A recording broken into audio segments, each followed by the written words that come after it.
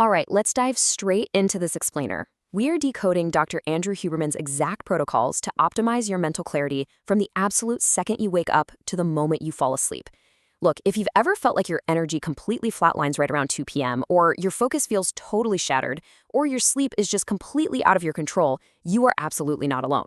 We've all been there, staring at the ceiling at 3 a.m., wondering why our brains just will not turn off. But what if you didn't have to fight it?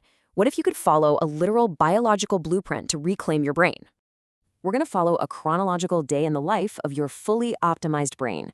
We'll hit the good kind of morning stress, mastering focus, the brain's nightly car wash, hacking your sleep position, and finally, relinquishing control. Let's get right into it. Chapter 1, The Good Kind of Stress. So, we're starting our day by flipping the script on a total chemical villain and turning it into our morning hero. Most of us hear the word cortisol and immediately think of toxic, life-shortening stress, right? We think of burnout, creeping anxiety, and that classic feeling of being wired but tired. But is that really the whole story? Is cortisol actually a bad thing that we should be avoiding at all costs? Well, let's bust a massive myth right here. Cortisol is not just some harmful stress hormone you need to be terrified of. It's actually your body's essential energy deployer. You literally want a massive, intense spike of this stuff first thing in the morning. It acts as your internal alarm clock, rapidly mobilizing glucose to snap your brain and body into high gear so you can actually tackle the day. Without it, you'd basically be a walking zombie. Science calls this biological trigger the cortisol awakening response, or CAR. Think of it like the very first domino in your entire 24-hour biological rhythm. If you don't push this domino over and push it hard early in the day, you don't just feel groggy while brushing your teeth, you're actually sabotaging your ability to fall asleep 14 hours later. Everything downstream, your digestion, focus, mood, your nighttime melatonin release, it all depends entirely on this one initial chemical surge happening correctly. What we want to establish is a perfect, uncompromising 24-hour arc. Picture a massive mountain peak of energy right in the morning, gradually sloping down into a quiet valley by late afternoon, and hitting absolute rock bottom at night.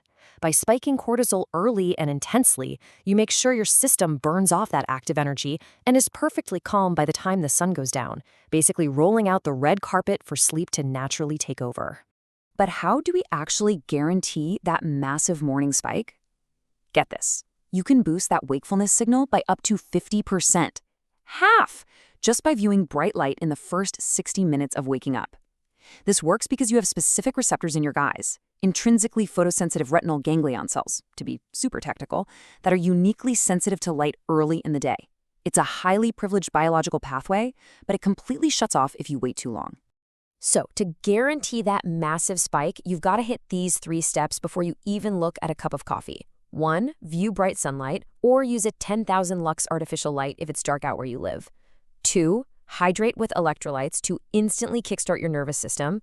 And 3, do a minute of light exercise. Seriously, even just flailing around doing some jumping jacks in your bedroom works. The movement aggressively raises your core body temperature, ensuring that first domino falls hard. Chapter 2, Mastering Focus Through Boredom. Now that our morning energy is perfectly dialed in, how do we use it in the afternoon? Author Peter C. Brown completely hits the nail on the head here when he says, learning is repeated recall, not repeated exposure. True focus isn't just passively reading a screen over and over hoping it sticks. It requires the actual friction of actively retrieving information without distractions. Your brain literally has to sweat a little bit. You have to work for it. And here is our massive modern dilemma. We all walk around holding the infinite smartphone, this device just delivering limitless novel stimuli that completely fractures our cognitive space. Every single notification layers on sensory junk your brain has to aggressively sort through. So to do deep, meaningful work, you have to embrace the exact opposite, a cognitive Faraday cage. You need to intentionally induce boredom right before you work. Cut off the sensory inputs, put the phone in another room, sit in the quiet, and give your brain the empty, boring space it desperately needs to carve out a deep, focused trench. Chapter 3, The Brain's Nightly Car Wash. Enter the glymphatic system. This is your brain's very own literal waste clearance network. During deep sleep, something absolutely wild happens. Your brain cells actually shrink by up to 60%. This creates physical space inside your skull for cerebral spinal fluid to rush in and literally wash away metabolic trash. We're talking about ammonia, carbon dioxide, protein fragments, all the junk that builds up just from you thinking and existing all day. If you don't get deep sleep, this trash just sits stagnant in your head, which is exactly why you wake up with that heavy, sluggish brain fog. So, how do we trigger this nightly car wash? This is where the magic of comfort foods comes in. And yeah, I know, it totally goes against typical diet advice, but eating a small amount of warm, starchy carbs, like a bowl of oatmeal or some white rice, a few hours before bed naturally suppresses your cortisol. It essentially tells your adrenal system, hey, we have energy in the bloodstream. You don't need to stress anymore. It's the ultimate biological green light for your brain to smoothly shift into deep sleep mode. And if you need an extra little nudge, there are specific, science-backed compounds, Huberman notes, that can optimize this deep sleep architecture. Things like magnesium threonate, L-theanine, chamomile, apigenin, lemon balm, and saffron.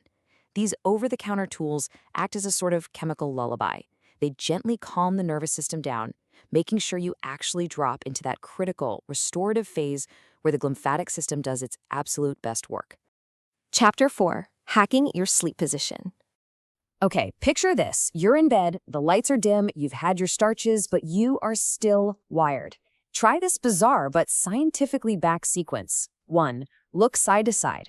2. Move your eyes in circles.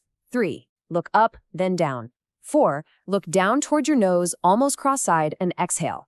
Now, I know you're going to feel completely ridiculous lying in the dark doing this, but this specific eye movement protocol forces your vestibular system to essentially forget your body's position in space. By shutting down your physical awareness of your own limbs, you remove a massive neurological hurdle to falling asleep. Once you're finally drifting off, your actual physical posture matters immensely. To get the absolute most out of that brain car wash, side sleeping with your head slightly elevated is the optimal position.